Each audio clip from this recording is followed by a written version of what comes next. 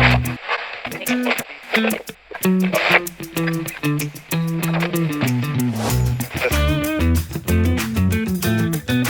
Rádio Otorrino.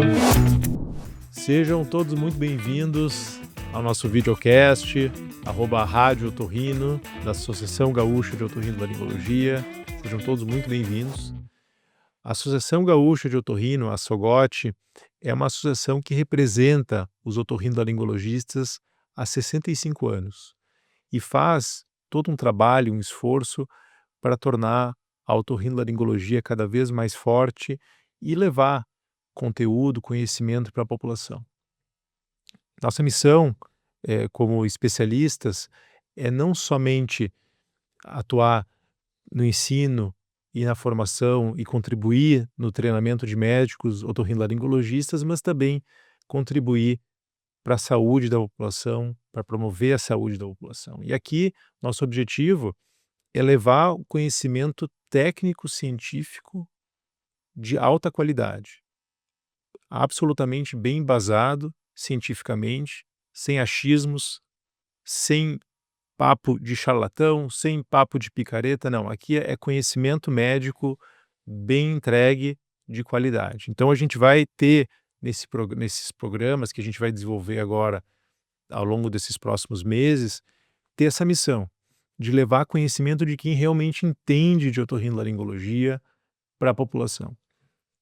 Meu nome é Joel Lavinsky, eu sou otorrinolaringologista, sou o presidente da Associação Gaúcha de Otorrinolaringologia e junto comigo, ancorando esse programa, nós temos os otorrinolaringologistas Dr. Rodrigo Beilke e doutora Bárbara Bianchi. Sejam bem-vindos. Obrigada. Obrigado, Joel. Pessoal, então é o seguinte, a gente pede que todos, a partir de agora, sigam as nossas redes sociais, sigam ao arroba Rádio Otorrino no YouTube, no Spotify e nos acompanhem nessa jornada dentro da otorrinolaringologia, que são temas absolutamente comuns do dia a dia da população. Aqui a gente está falando de temas do dia a dia de todo mundo, porque a otorrinolaringologia é uma especialidade com doenças absolutamente comuns. Aqui a gente vai falar de dor de garganta, voz, a gente vai falar de espirro, de rinite, dor de ouvido, surdez. A gente vai falar de temas que são o dia a dia de todas as famílias. E aqui, nesse cenário que a gente montou aqui nos Estúdios Concórdia, aproveito para agradecer o apoio dos nossos patrocinadores que viabilizam que esse conteúdo todo de alta qualidade seja disponibilizado para a população. A gente fica muito agradecido por esse apoio.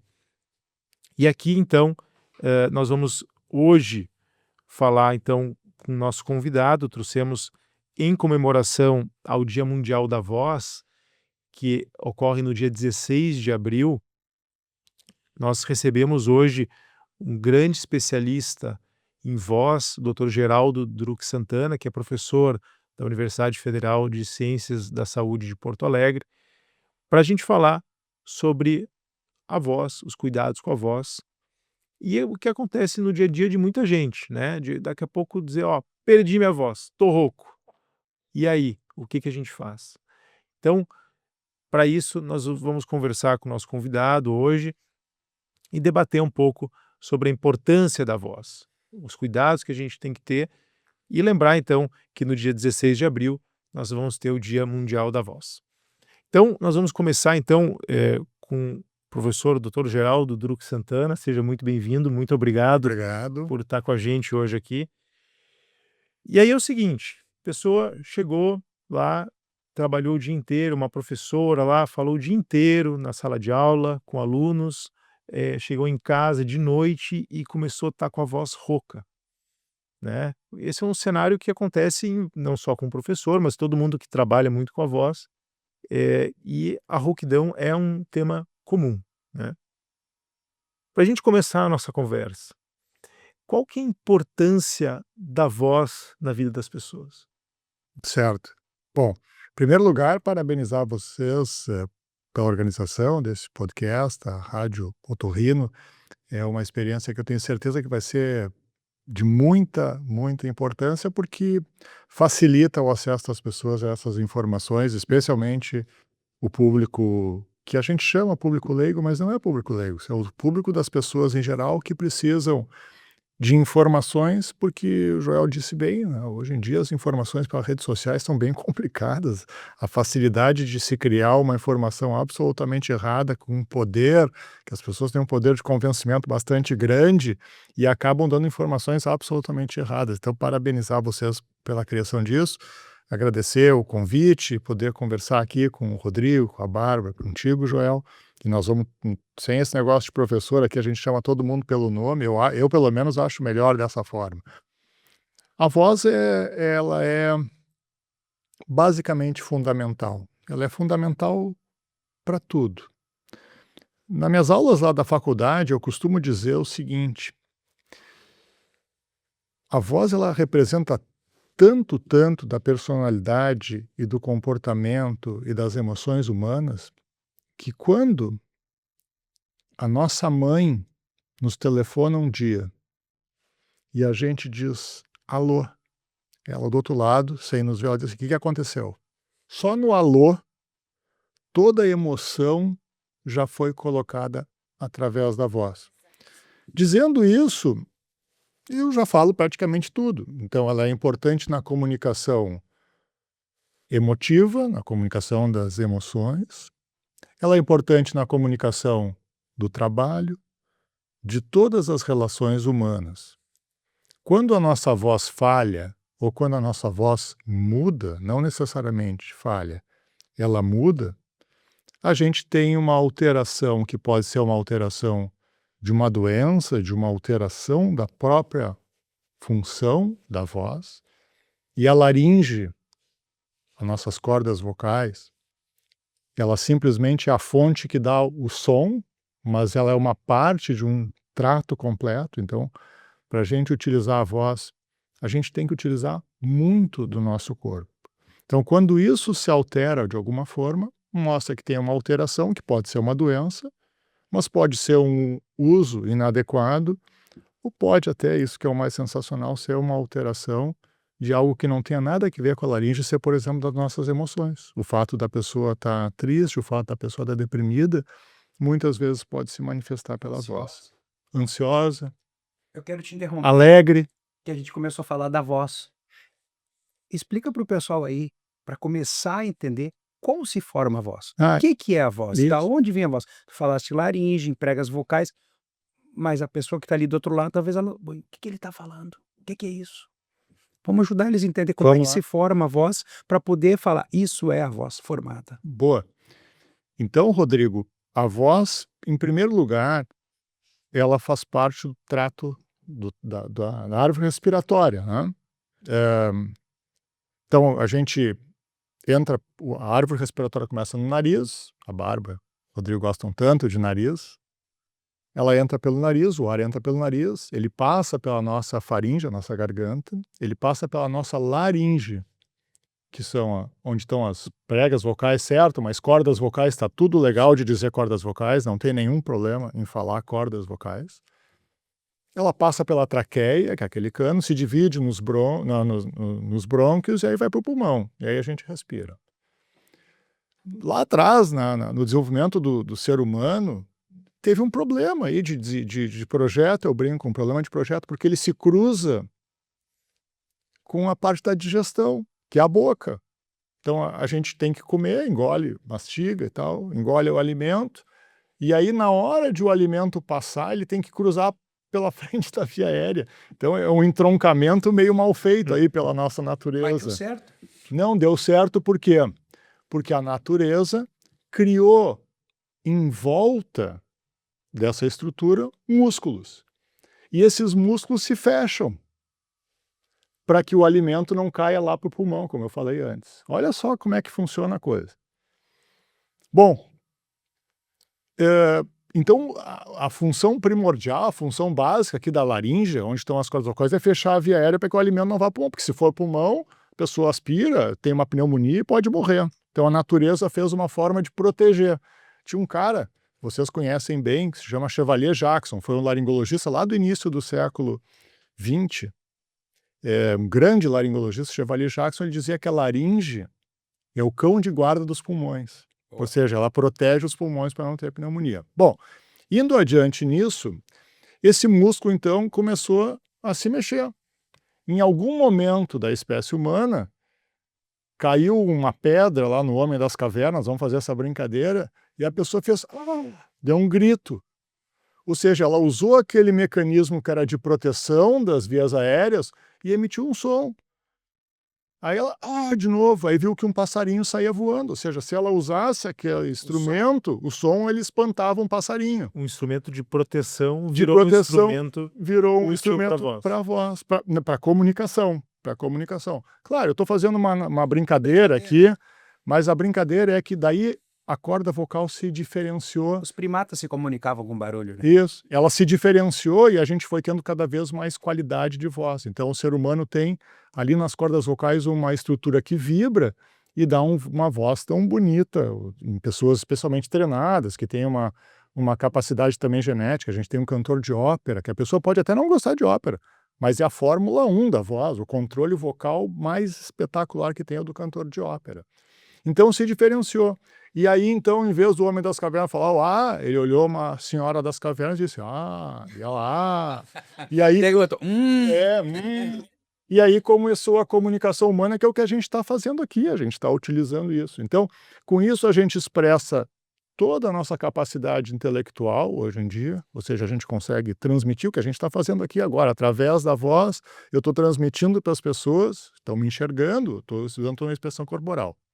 Então, Rodrigo, voltando lá ao papo inicial, a gente precisa dos pulmões para jogar ar, para passar pelas cordas vocais, para elas vibrarem, e aí chega aqui em cima na garganta, essa coisa é ampliada, e aí a gente consegue projetar, formar a articulação, formar as palavras, que a gente faz isso aqui com a boca, com a língua, com o palato, utilizando a cavidade oral, utilizando a cavidade nasal, os seios da face para projetar e levar a nossa voz nossa caixa lá de som. longe, a nossa caixa de som.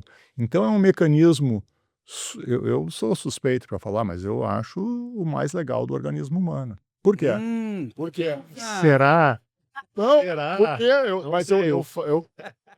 eu mato a cobra e mostro o pau.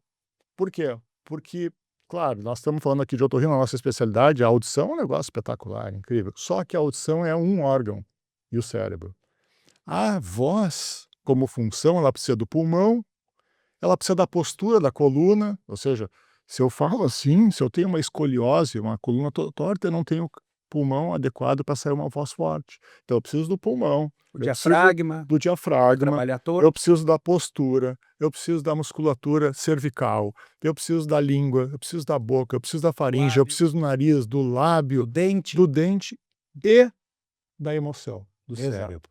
Então eu preciso, para expressar a voz, é o mais sensacional, desculpe. Vamos começar com algumas perguntinhas para o nosso especialista, então, aproveitando a presença de alguém que atende muita voz. Quais são os principais sintomas que o paciente que chega no teu consultório te traz? E quais são as principais alterações da voz? A principal é a modificação no padrão da voz.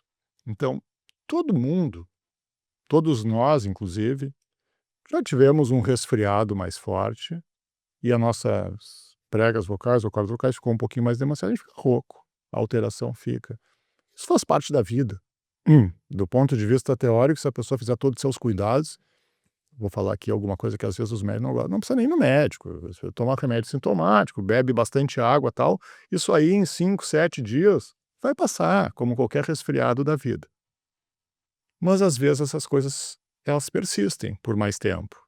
Então, de uma forma geral, o que a gente fala? 10 a 15 dias não voltou ao normal, tem que dar uma olhada. Tem que consultar um otorrino para ver o que está acontecendo aí, se não tem alguma alteração maior. Porque isso pode ter sido só um fator predisponente. Acaba acontecendo, e todos nós sabemos disso no consultório, que às vezes quando a gente começa a conversar com o paciente, que já tinha umas alterações lá atrás.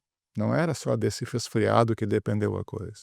Então essa alteração na voz, ela começa a ser mais antiga e aí pode indicar uma alteração que a gente precisa examinar, que na maior parte das vezes é algo benigno, mas não por ser benigno deva ser visto e deva ser tratado, mas também podem ser coisas desagradáveis, doenças mais graves, que podem eventualmente até comprometer a vida da pessoa.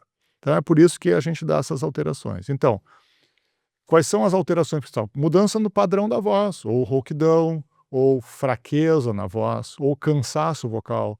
A pessoa vem falando, falando, se sente cansada daqui a pouco, aí tem que fazer muita força para utilizar a sua voz. Tem alguma coisa errada aí. Por outro lado, às vezes as alterações que estão associadas, estão juntas com a alteração de voz, as alterações da deglutição, ou seja, ao mesmo tempo que a pessoa tem uma alteração na sua voz, ela não consegue deglutir adequadamente ou perfeitamente. Às vezes tem alteração respiratória, então a alteração respiratória também está decorrente de uma falta de ar ou o que a gente chama de incoordenação pneumofonodilatória. A pessoa começa a falar e ela sente falta de ar porque ela não consegue coordenar muito bem tudo isso que eu falei, dos pulmões, com a laringe, com a boca, com a faringe, e ela se sente cansada em relação a isso. A dor, que não é uma coisa assim tão proeminente nos casos crônicos, assim, nos casos agudos, sim, a dor pode ser, mas nos casos crônicos, dor não é uma coisa tão predominante, mas também, às vezes, as pessoas têm muito cansaço muscular, que uma pessoa que precisa forçar para usar a voz, como eu disse antes, ela usa toda a musculatura cervical do pescoço e ela acaba sentindo dor por cansaço também. Então, isso são os principais sintomas que a gente tem. Eu acho importante lembrar que não é porque você tem uma alteração de voz há muitos anos, a tua voz sempre foi assim, que tu não precisa procurar um profissional. Quantas vezes o senhor já não diagnosticou um problema numa corda vocal de uma pessoa que foi rouca a vida inteira? Então, isso não é desculpa, né? Tem que procurar o otorrino mesmo assim. Eu acho que sim. Mas, por outro lado, também, eu acho que, como a gente está orientando as pessoas, eu acho que a pessoa tem que saber o que tem. Mas, muitas vezes, isso não é uma doença. Não precisa. E o fato de ter Perdão. uma voz rouca não necessariamente significa uma voz doente. Claro. A gente pode ter uma característica O vocal. padrão da pessoa. Exatamente. Então, é claro que é importante saber o que a pessoa tem. Porque a gente pode não ter uma alteração direta, mas a gente pode ter uma consequência em função dessa alteração de criar um hábito de utilização da voz inadequado, e isso pode gerar lesões secundárias ou outras alterações. Mas todos nós conhecemos cantores que têm uma voz absolutamente rouca e absolutamente maravilhosa. Normal. Mas falando... Não normal, rouca, alterada, mas maravilhosa, porque é uma característica vocal. Vou dar alguns exemplos, por exemplo, americano clássico, Louis Armstrong. What a wonderful world. Ou seja, ele fazia com uma voz absolutamente rouca e espetacular. É doença isso? Não, não é doença. E aí tem um conceito que no passado se utilizou muito, especialmente aqui no Brasil, no exterior não, que é o conceito da voz adaptada e da voz não adaptada. Então, tem um grupo que dizia que não tem voz normal. Que tem uma voz que é uma voz adaptada, uma voz não adaptada. Eu discordo um pouco disso. Eu acho que a gente tem uma voz que não é normal, mas é legal. É bacana. Cada um É tem a bacana. É bacana. Cada um tem a sua. Exatamente. Mas aqui é o seguinte, o caso que eu falei no início, o paciente perdeu tá com uma voz rouca, do nada começou a ficar com a voz rouca, passou lá os 15 dias, ela tá apavorada. Ela acha que é câncer. Ela acha que é câncer. Pergunta o seguinte, o que ela deve, então, como a gente conversou, procurar um médico otorrinolaringologista para ser avaliado. O que se espera? Agora, esse paciente marcou lá uma consulta, né? Vai consultar com o otorrinolaringologista. O que se espera de que pode ser? Pode ser câncer? Pode ser. O que pode ser que esse paciente tem além de câncer, que é o que está preocupando esse paciente? Tem dois, mas aquela professora, eu acho que aquela é legal de fato. Do primeiro caso aqui tu tinha dado o exemplo, né? Esse é que como tu mesmo disseste, Joel, não precisa ser uma professora. Qualquer pessoa que utiliza a voz para trabalhar, por exemplo, a professora utiliza a voz para trabalhar. Um vendedor, eu sempre brinco, o camelô lá da Rua da Praia, ele utiliza a voz para trabalhar. Ou o torcedor que for no Grenal. Exato. Né? Aí tem dois tipos de torcedores do Grenal. Bom, mas isso aí vamos deixar para outro papo, né? Bom, mas essa pessoa da professora denota uma coisa bastante interessante, que de novo tem a ver com o funcionamento, a formação da nossa voz. Eu gosto muito de pensar a voz como uma função, porque eu acho que a gente precisa pensar a voz, o órgão, como uma função toda. Se essa função não está sendo executada de uma forma adequada, a gente pode ter problemas, que normalmente é o que acaba acontecendo com, por exemplo, as professoras, os professores. Mas mais as professoras, tá? Não tem sexismo aí. O que que tem? A conformação da laringe feminina é diferente anatômica. Uma laringe feminina e uma laringe masculina, quando a gente estuda peças de cadáver anatômicas e a gente coloca uma do lado da outra, é impressionante a diferença de tamanho. É quase o dobro a laringe masculina. Então, uma professora, no caso, que utiliza a sua voz de uma forma ou abuso ou mau uso, ou os dois, e a gente sabe que os professores muitas vezes têm cargas horárias terríveis, porque para eles terem um salário adequado, infelizmente, eles precisam exercer uma carga horária gigantesca para conseguir levar o seu salário para casa e sustentar suas famílias. Então, 40, às vezes 60 horas semanais de salário, é um negócio absurdo. E aí é um sobreuso, um uso abusivo da voz que vai gerar problema. Vai acabar gerando problema, porque força demais essa estrutura. Ou se a pessoa utiliza a voz de uma forma inadequada. Então, isso pode gerar uma alteração funcional, ou seja, uma alteração pelo mau uso dessa função e que gera rouquidão, gera alteração. Isso pode eventualmente levar aos chamados calinhos nas cordas vocais, leigamente, ou os que nós chamamos nódulos vocais, é uma consequência do uso inadequado da voz. Então, isso é interessante porque, como o Joel falou, chega no fim do dia, às vezes não é no fim do dia da segunda-feira, mas a semana vai passando e a voz vai piorando. E chega na sexta-feira a professora está sem voz. Aí ela descansa, se é que pode descansar, porque às vezes não, todo mundo tem família, tem filhos, aí no fim de semana a gente tem que cantar para os filhos. Gritar com os filhos. Tem jogo de futebol. Gritar não. A gente tem que cantar com os filhos, as musiquinhas. Então aquilo que recuperaria a voz pelo descanso no final de semana para a segunda começar melhor, acaba não acontecendo. À medida que isso vai progredindo, descansa a voz e não melhora, porque possivelmente tem alguma lesão lá, um nódulo. Mas o bacana para isso, Joel, é que a gente não precisa fazer cirurgia nesse tipo de caso. Mas eu pergunto antes uma coisa, como é que tu faz? Chega o paciente no consultório, o que ele espera que vai ser feito para saber se é um nódulo ou se é câncer? Deixa eu até interromper. Eu acho que, como tem gente escutando isso aqui, a gente tem que pensar sempre no mais comum. Então, não pense sempre, eu estou rouco, eu tenho câncer, eu vou morrer. Não é assim que funciona. A gente tem que sair sempre pensando nas coisas mais comuns. Então, tu que está aí do outro lado, se tu tá rouco há muito tempo e as coisas estão piorando, tu tem que te preocupar mesmo. Mas se é uma coisa, em menos de 15 dias ou 15 dias está perdurando, tu não precisa de primeiro momento, eu vou morrer, eu tô com câncer. Mas tu tem que procurar o profissional para investigar. E o câncer é uma coisa mais rara. A não ser numa outra coisa que nós vamos seguir agora, são os abusos da vida, os tóxicos, enfim, os malefícios que chegam no corpo. Bom, acho que como tudo em medicina, né, o que o paciente pode esperar? Ele vai chegar nos consultórios, a gente vai fazer o que nós chamamos de anamnese, ou seja, nós vamos conversar com os pacientes. Eu vou perguntar, todos nós vamos perguntar, como é que começou, quando é que começou isso, há quanto tempo tem vindo. Aí a pessoa começa a dizer pra gente como é que é a sua história, como é que tu trabalha. Não, eu trabalho assim 60 horas por semana em sala de aula. Bom, aí eu brinco que o médico, ele, nessa parte da consulta, ele é um Sherlock Holmes, assim, ele vai... Tá quase diagnosticado. Ele vai pensando assim, puxa vida, se ela trabalha, então ela deve ter alguma coisa disso, então o que eu tenho que perguntar mais? Então a gente vai vendo esses fatores aí, a gente pergunta da parte hormonal das pessoas, que até é um negócio bacana da gente falar dessas coisas dos hormônios aí, dos chips da beleza, é um negócio do dia a dia aí que tá acontecendo bastante hoje em dia. E aí então a gente, depois de fazer todas as perguntas que a gente julga necessário e toda a história que o paciente nos conta espontaneamente, a gente precisa passar para a próxima parte, que é o exame do paciente.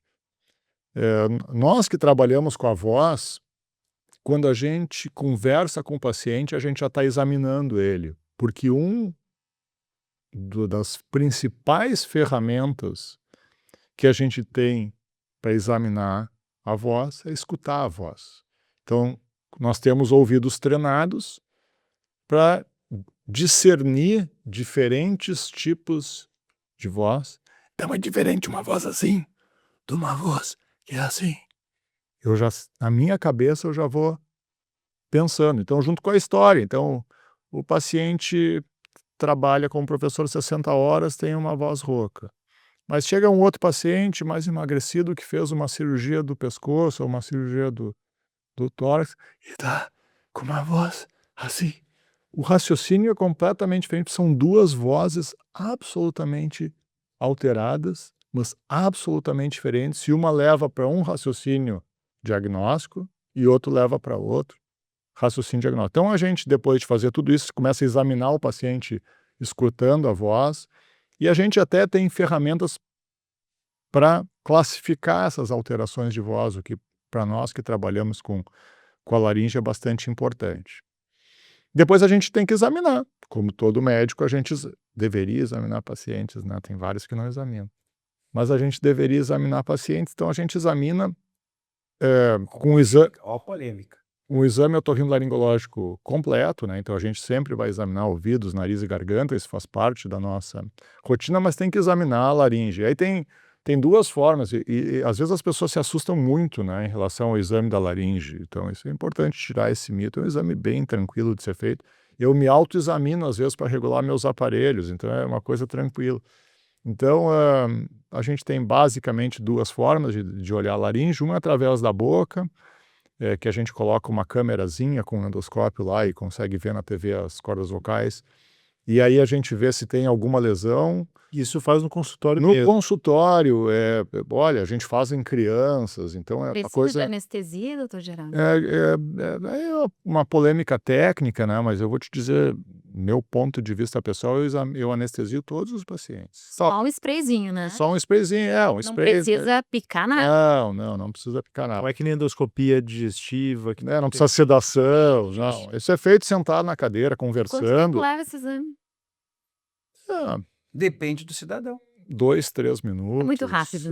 2, 3 minutos. Se é uma alteração normal, mas E sente dor? não sente dor, não sente desconforto. Assim, é muito tranquilo, é muito tranquilo. A gente vai conversando com o paciente o tempo inteiro, porque isso que eu ia dizer, que é importante saber, né? O exame não é só dar uma olhadinha, porque às vezes os pacientes chegam e falam, vem aqui para dar uma olhadinha. É um exame. E o exame ele é composto de duas partes principais, que é o exame morfológico, ou seja, nós vamos ver se tem alguma alteração, alguma lesão, um pólipo, um nódulo, que são doenças benignas, uma lesão que pode ser suspeita, eventualmente um câncer, dependendo da história, paciente fumante. Inchaço, É. granulomas. Então a gente pode fazer isso, dar uma olhadinha, mas o exame, como eu falei antes, é funcional. Então, ali na laringe, a gente tem uma quantidade de músculos. E eu preciso, durante esse exame, fazer com que esses músculos funcionem para eu saber se eles estão funcionando. Porque, vamos dar um exemplo aqui. Tem algumas mulheres que não conseguem fazer sons agudos. Tá? Então, é uma alteração mais específica. Doutor, eu cantava num coral, adorava. Isso é um caso real. Alguns casos reais. A senhora, 65 anos, aposentada, diversão da vida dela, prazer da vida dela, cantar num coral com amigas. 3 vezes por semana ensaiava no coral. Fez uma cirurgia de tireoide, tinha uma lesão de tireoide, fez uma cirurgia de tireoide, e de repente ela não consegue mais cantar tão bem, porque ela canta, mas ela tinha uma voz mais aguda no coral.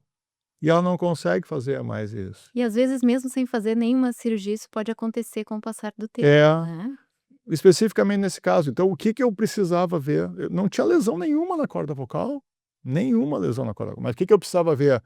Se um músculo que a gente tem aqui na frente, chama cricotireoide, que faz a voz aguda, se ele conseguia fazer a voz aguda. E ela não conseguia estirar a corda vocal, como se fosse uma corda de violão, para fazer a voz aguda. Por quê?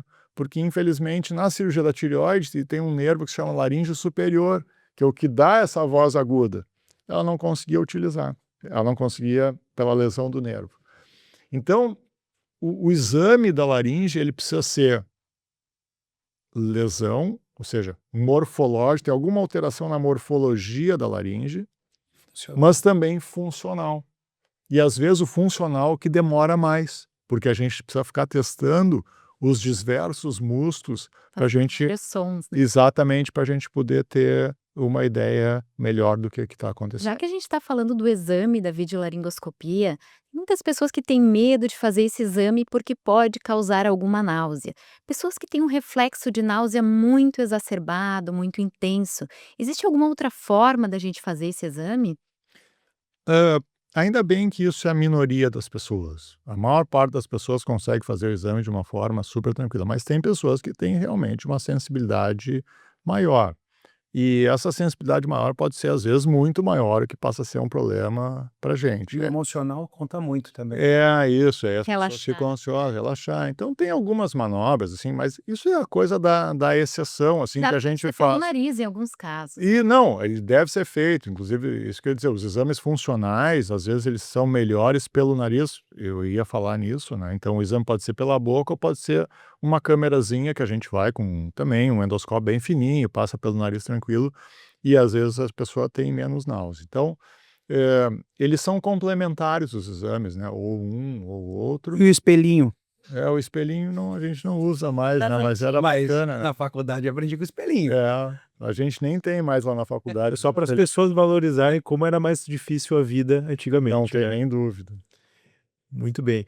E falando um pouco de hábitos, assim, o que tem de hábitos na vida das pessoas que pode comprometer, a gente falou um pouco do abuso vocal, né, a professora e tal, mas o que é do dia a dia das pessoas que pode comprometer a qualidade da voz? Bom, Joel, assim, a primeira coisa que vem na cabeça com essa pergunta é o cigarro, né?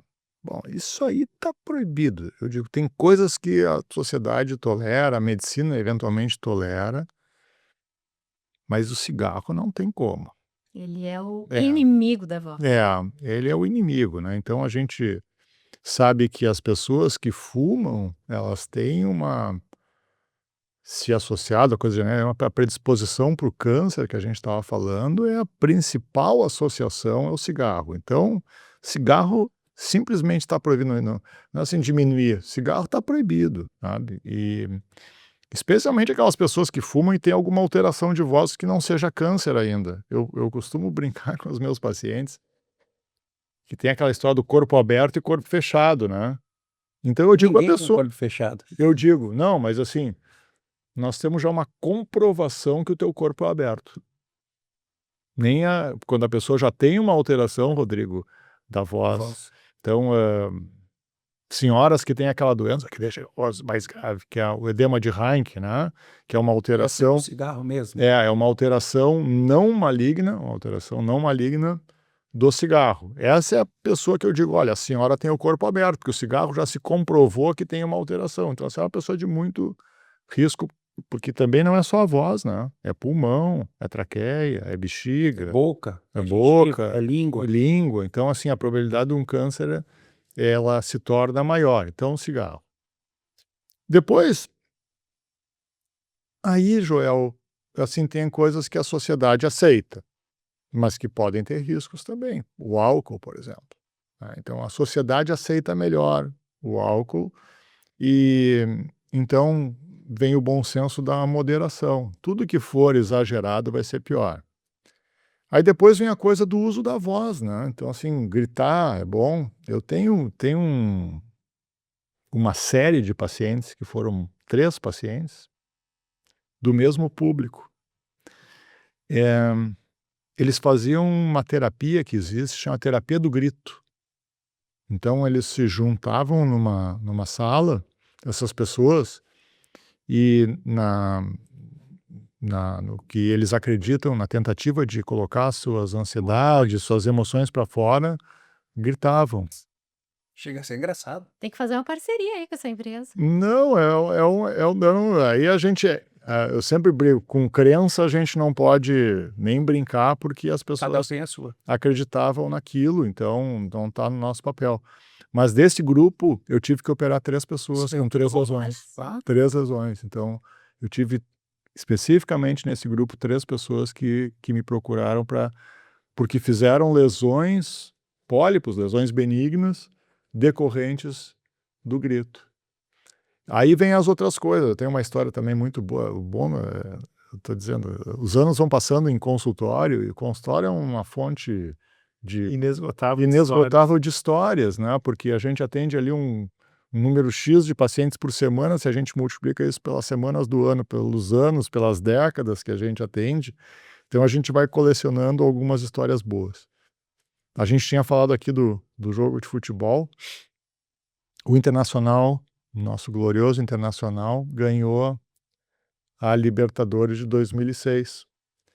3 meses depois me procuram um paciente que disse que foi no jogo, voltou rouco. Eu também saí do jogo rouco, para falar a verdade. Por que numa situação de abuso vocal agudo, assim, um grito, um torcedor, por que acontece nas cordas vocais desse paciente? É basicamente por edema, porque se utiliza uma energia muito grande na vibração trabalho. e na aproximação das cordas vocais de uma forma tão intensa que edemacia. Vamos fazer uma analogia assim. Como uma inflamação aguda. Inchou. Uma batida na canela. A canela incha. Então as cordas vocais elas vão inchar também. Mas eu encontro, esse paciente vai no consultório, tinha um pólipo, ele me conta a história, fui no jogo e tal, não sei o que mais. E aí eu tive que fazer a cirurgia dele, removi. Aqueles pacientes acabam ficando amigos da gente, né? O que acontece na Libertadores de 2010? Eu estou entrando na minha cadeira ali no Beira-Rio, encontro com quem? Com ele. Ele me olha assim, meio constrangido. E agora? Se eu gritar de novo, será que eu vou fazer o outro pólipo? Ele disse, olha, eu disse para ele, o máximo que pode acontecer é a gente te operar de novo, mas eu deixo por ti essa coisa de gritar ou não gritar. E acabou ganhando também. Então, essa coisa do abuso vocal, do grito, no dia a dia, eu acho que, de novo, o bom senso, né? A gente não pode tolir as pessoas de utilizar a sua voz alta, porque muitas vezes é da personalidade das pessoas, né? Crianças. Então eu já vi isso acontecer em consultório. Criança, gurizinho, 8 anos, gritão, joga a bola gritando, acaba fazendo nódulos vocais. Como é que tu coloca um gurizinho desse para fazer terapia 2 vezes por semana? Não faz. Poucos fazem. E ao mesmo tempo, a gente diz, não, tu não pode mais, tu tem que falar baixinho. Não vai falar. Dá para dizer Mas não é que o- não vai falar. Será que a gente não está tolindo a personalidade de líder desse menino na formação? É isso que eu quero dizer. Posição social. Isso. Falar alto, Então, dominar. Então, eu me lembro especificamente de um caso muito próximo a mim, inclusive, que meu filho, era essa história, jogava bola gritando quando era gurizinho. E aí eu disse, não, nós vamos lá para a clínica, a gente examinou e falei com a fonoaudióloga que trabalhava com a gente e ela explicou para ele, olha, acontece isso, quando tu grita muito a tua voz fica rouca, tu faz uma lesão, isso pode te deixar uns dias com a voz bastante ruim, uma sessão de orientação. O que ele fez na vida? Ele passou a controlar um pouco melhor. Quando chegou aos 13 anos, ele resolveu o problema dele. Mas não dá... Na muda vocal. Na muda vocal, que ele resolve. Então, essa coisa, eu acho que o bom senso vai nos fazendo trabalhar melhor, eu acho. As experiências vão nos fazendo trabalhar melhor com os pacientes. Então, de novo, cigarro, álcool, o abuso vocal. Eu acho que tem que se prevenir das doenças respiratórias, especialmente nos meses frios, né? Então, a vacinação eu acho bastante importante, especialmente nas pessoas adultas, para tentar evitar, porque a laringe, as cordas vocais ficam mais frágeis durante uma infecção de vias aéreas superiores, durante uma virose. E aí as lesões podem aparecer. Eu acho que a saúde geral, a alimentação, O que talvez seja uma das causas mais comuns de voz rouca, sem dúvida, seja nos quadros sem, respiratórios, né? Quadros respiratórios agudos. Geraldo, sem dúvida. te interrompendo, e o refluxo do ácido do estômago? Eu ia chegar ali. Eu acho que essa pergunta é ótima, Rodrigo, porque é outro fator de agressão para as cordas vocais. Então, Químico. isso. Então eu ia falar químico ou inflamatório, né? Porque a gente pode não ter o ácido direto, mas a gente parece que tem algumas coisas de receptores inflamatórios que não seria o efeito direto do ácido, mas poderia ser o efeito inflamatório das toxinas inflamatórias sendo liberadas. Mas, de qualquer forma, controlar o refluxo, cuidar com alimentos ácidos, cuidar especialmente, que eu acho bastante importante, a coisa que é do dia a dia isso mesmo, que todas as pessoas podem fazer, evitar da pessoa comer e deitar para ver televisão. O horário O da horário, refeição, né? Os americanos dizem que 4 horas a pessoa deve evitar de jantar e deitar, mesmo que seja para ver TV. Pô, mas é que lá nos Estados Unidos eles jantam às 5, 6 da tarde. Então fica fácil, né? Tu ficar 4 horas até às 10 da noite. Aqui que a gente janta 8h30, 9 horas, Às 10, vai até 1 da manhã. Então, de uma forma geral, eu faço essa recomendação com meus pacientes, umas 2h30, mais ou menos, pelo menos evitar. Então, se a pessoa janta às 8, ela não deita antes das 10h30. Se a pessoa janta às 7h30, não deita antes das 10. Que eu acho que o refluxo é uma outra coisa que tem que cuidar bastante. E a última coisa que eu acho que a gente pode falar aqui, que é uma preocupação crescente no mundo, que é o HPV. Então, o vírus do HPV, que é uma doença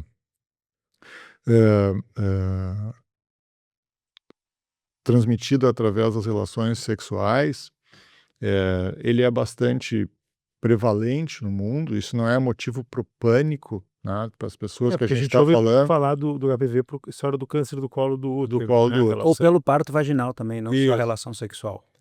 Mas o Principal. depois antes do parto teve que ter uma Sim. relação para ter a Mandou contaminação. Né? Então, a vacinação, né? Eu acho que, de novo, a vacinação que é claro que os cuidados todos, mas o que apesar de todos os cuidados de proteção e tudo, a prevalência não diminui com isso, infelizmente. Mas, definitivamente, a prevalência está diminuindo nos países que começaram a vacinação antes. O exemplo clássico é a Austrália. A Austrália completou 10 anos de vacinação universal para o HPV. Então, como eram nos pré-púberes, né, em torno de, vamos dar uma média de 12 anos de idade, quando passou 10 anos, uma boa parte desses pré-púberes já estavam adultos, com 22 anos, 23 anos, e aí já está se identificando uma diminuição, por exemplo, na prevalência de uma das doenças da laringe das crianças, que é a papilomatose respiratória recidivante, o papiloma de laringe. Então, já se percebe uma diminuição e também no câncer do colo do útero. Então, nós estamos fazendo aqui um trabalho, possivelmente para daqui a 30, 40 anos na população, para diminuir.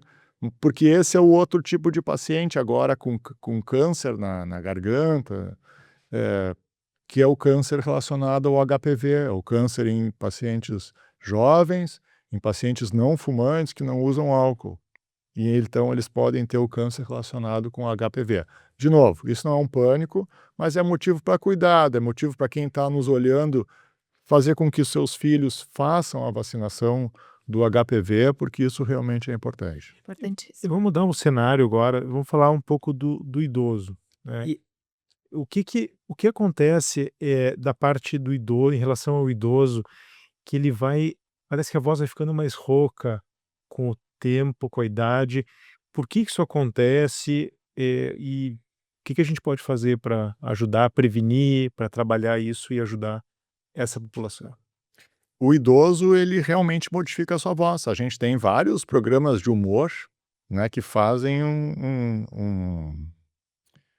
como é que se diz isso, né? É uma voz característica, né? Tem a Sátira.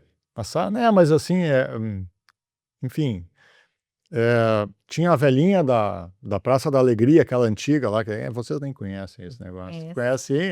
Então tá. A velhinha era surda, né? A piada do surdo é essa. Ela era Vai lá, praça. ela era o tratado de otorrinolaringologia, porque ela era velhinha surda e tinha aquela motinha, sabe? Então, que é a voz do velhinho, da velhinha, né? Dos idosos. Porque existe uma alteração fisiológica realmente da voz. Então, nós temos ali duas alterações que a gente chama. Uma é a presbilaringe, que é o envelhecimento da laringe, propriamente dito, e a gente tem a presbifonia, que é o envelhecimento da voz, da forma de usar a voz, a forma de fonar, de fazer o som. Por quê? Porque não depende somente, como eu falei antes, da laringe. Depende todo o nosso trato. Então, o pulmão fica pior. Menos funcional, né? Eu vou chamar pior, mas menos funcional. A laringe, pela presbilaringe, fica menos funcional. Existe uma diminuição de massa muscular, que é uma das coisas principais. Então, todo paciente idoso que chega no consultório com o problema da voz, eu dou essa explicação, eu digo, se é um senhor, eu tenho certeza que suas pernas, quando o senhor jogava futebol aos 25 anos de idade, suas coxas, suas pernas eram mais grossas do que são hoje. O seu músculo vocal aconteceu a mesma coisa. Ele é menos volumoso. Então isso deixa uma voz mais fraca, porque tem menos massa muscular. Deixa uma voz mais rouca, porque a vibração não é igual mais. Então existe uma alteração na vibração, naquele epitélio, na mucosa que recobre a prega vocal. Então a vibração é diferente também, e todo o trato respiratório. Então, para isso, o que a gente faz? Exercício.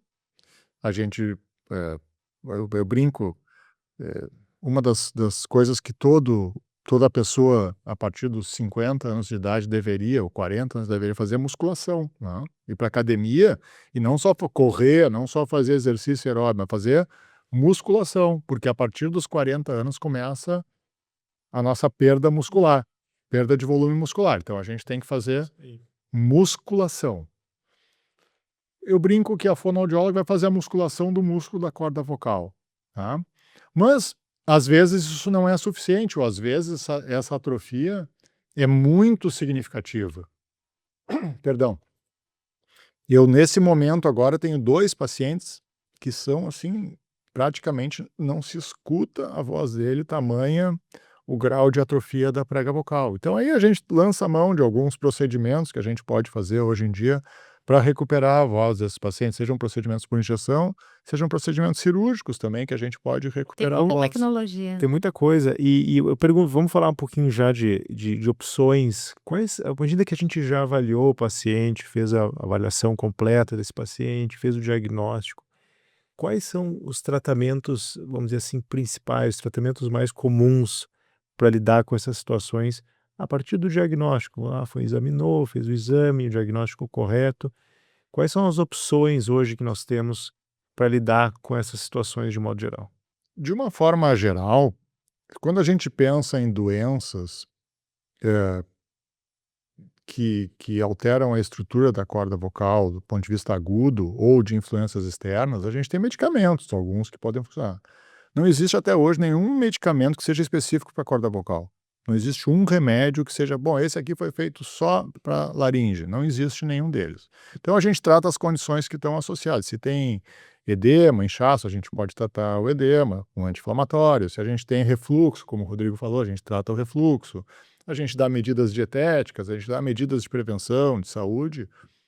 Depois a gente tem, hoje em dia, vários procedimentos que a gente pode fazer com anestesia local, né? São injeções de medicamentos, pacientes que precisam de volume nas cordas vocais, injetar volumes. A gente tem alguns lasers que a gente pode remover lesões com anestesia local. A gente tem os procedimentos cirúrgicos aí sob anestesia geral, que são procedimentos hoje cada vez mais pouco invasivos. Eu sempre digo, a gente trabalha numa corda vocal que tem, vamos dizer assim, grosseiramente, 2 centímetros num adulto, homem, de comprimento. Então, e se tem uma lesão, uma partezinha delas, são lesões muito pequenininhas do ponto de vista de tamanho absoluto, né? E então os procedimentos eles precisam ser procedimentos muito, muito, muito delicados para ser feito. Então a gente tem esses procedimentos que são procedimentos feitos com anestesia local e a gente tem cirurgias sob anestesia geral, são feitas com microscópio, são cirurgias muito, muito precisas, precisam de precisão, precisam de um treinamento específico para ser feita essa cirurgia. E depois a gente tem outros tipos de cirurgias que são abertas, né, que a gente aborda a laringe por fora, dependendo do tipo de caso. Mesmo essas cirurgias abertas, algumas delas são feitas com anestesia local, porque basicamente a gente precisa escutar a voz, tá? Então, Quando fala aberta, é porque os outros procedimentos que tu tinha citado anteriormente são feitos através da boca. isso, Correto. não precisa corte externo, Não digamos tem assim. corte externo, só para esclarecer. Isso, Então, assim, o campo da laringologia e da voz é um campo que, como toda a otorrina, desenvolveu muito, muito nas últimas décadas, né? E cada vez mais, a gente está vendo cada avanço, assim, fantástico dentro dessa área. Nos estimula muito a todos nós, os otorrinos, a conhecer e trabalhar com isso, porque é muito assim, estimulante o que a gente vai vendo em relação Eu aos procedimentos. quero lembrar também do trabalho maravilhoso que as nossas parceiras fonoaudiólogos e fonoaudiólogas fazem no tratamento da voz. Muitos problemas de voz a gente apenas encaminha para fono e acompanha depois, né? Agradecer especialmente as fonos que nos ajudam tanto. Sem dúvida. Esse tratamento integrado é fundamental, porque como a gente falou lá atrás, né, um pouco atrás, muitos dos problemas são funcionais, relacionados à função. E Nem a tem gente, uma lesão, né? então a gente precisa trabalhar a função. E quando a gente vai trabalhar na função, os fonoaudiólogos são as pessoas que trabalham com a gente nesse sentido, né? E trabalham muito bem. De novo, nessa área da fonoaudiologia também, muito avanço teve, né? Mas também tem muita coisa que, por vezes, a gente precisa de um fonoaudiólogo especialista, porque o fonoaudiólogo geral não necessariamente vai ter todo o conhecimento específico daquela área. A fonoaudiologia também cresceu muito e tem as suas subespecialidades. Então, muitas vezes quem faz voz não faz a parte de motricidade oral, por exemplo, né? Ou de audição. Ou audição. E aí começa esse negócio. Então, sempre eu acho que cada vez mais a medicina, o atendimento da saúde como um todo, ele se direciona para os especialistas, né? Especialmente nos casos que necessitam dos especialistas. Tem casos que não há necessidade, mas tem caso que precisa, e aí o resultado é outro. O resultado é outro. Então, fazer fonoterapia, e às vezes o paciente diz, eu já fiz fono e tal. Eu não falo mal de ninguém, não é que eu acho que está errado, mas o que a gente vê é que às vezes o tipo de abordagem feita não necessariamente foi o melhor possível. Não é que foi ruim, mas não foi o melhor possível. A importância aqui é primeiro o diagnóstico médico otorrinolaringológico, que a partir do diagnóstico médico é que a gente pode discutir as opções de tratamento, em que um deles, que é fundamental, é o trabalho da fonoterapia com o fonoaudiólogo. É maravilhoso assim, o contato esse com os fonoaudiólogos, sabe? Mas tem que ter o contato, né? Esse negócio só encaminhar, acho bem complexo. Bom, agora nós temos o quadro, então, Mitos e Verdades em Otorrinolaringologia, em que nós vamos fazer algumas questões para saber se é verdade, é fake, né? Falar a real, né? Então, a gente vai começar, então, com algumas perguntas. Gritar com frequência pode causar danos à voz. Verdade. Geraldo, o uso de sprays ou pastilhas, essas que se vende em qualquer farmácia aí, sempre vai melhorar a voz da pessoa? Mito. Alterações na voz pode ser um sinal de doença grave como câncer na garganta. Verdade. Geraldo, o envelhecer, então, ele causa alteração na voz? Verdade. E fumar prejudica significativamente a saúde vocal? Muito verdade. O refluxo pode causar alteração na voz? Verdade. O uso adequado da voz, com técnicas de aquecimento vocal para os profissionais, previnem problemas vocais? Verdade. Geraldo, o uso da voz por muitas horas seguidas pode causar rouquidão? Verdade. E beber bastante água ajuda na saúde vocal? Verdade. Exemplo aqui, ó. Água, água. Nós ganhamos. Nós ganhamos. Tô no café. Geraldo, o uso de hormônios, que está numa nova tendência, e tanto por homens e mulheres, altera a voz?